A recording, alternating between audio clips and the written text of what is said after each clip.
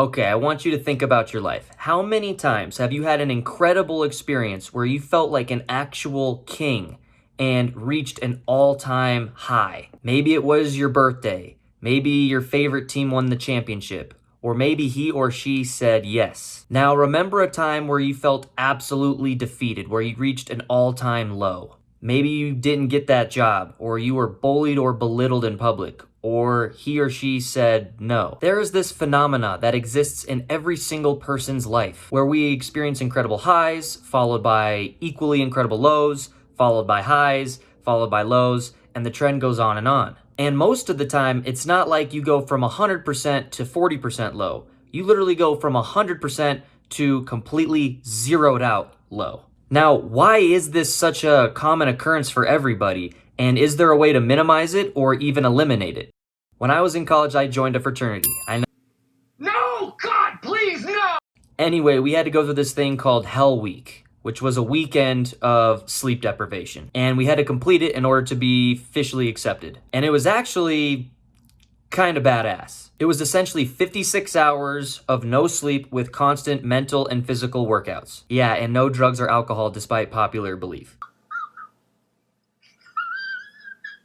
In fact, after hour 45, we had to summit an entire mountain in Colorado while being asked complex questions on no sleep. The whole point of this story is to tell you that at the end of this 56-hour period, I felt invincible.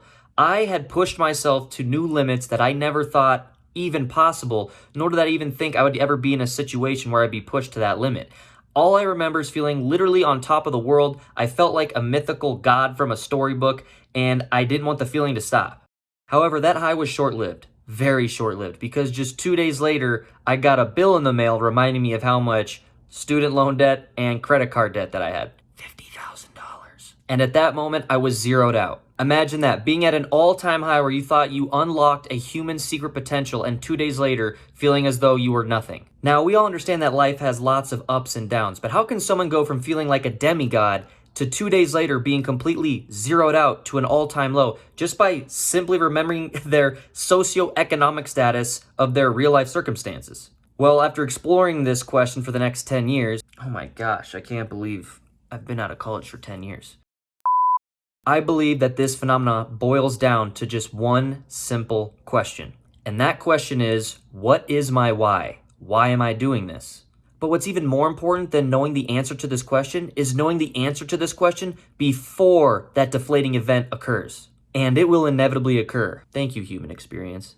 You see, when we are safe and comfortable, we don't ask ourselves what our why is. We don't challenge why we are doing what we are doing because we are safe and comfortable. But the answer to our why becomes very important when we are no longer safe and comfortable. In fact, it becomes more important than oxygen. Because in that moment when things are going south, if you don't have your why pre-prepared, you're gonna hit an all-time low. Because when you are faced with pain or betrayal or the idea of the unknown bearing down on your shoulders, and if you don't know your why when that moment occurs, your mind will spin and it will become destructive and venomous. And your default answer in that moment is the same as everybody's default answer in that moment when they don't know the answer to their why. That answer is, I give up. But now that you've watched this video, that will never be you. You will never again be without the answer to your why. And when you have the answer to your why cemented with conviction, no series of problems can tear you down or zero you out to a new low. Why? Well, you tell me.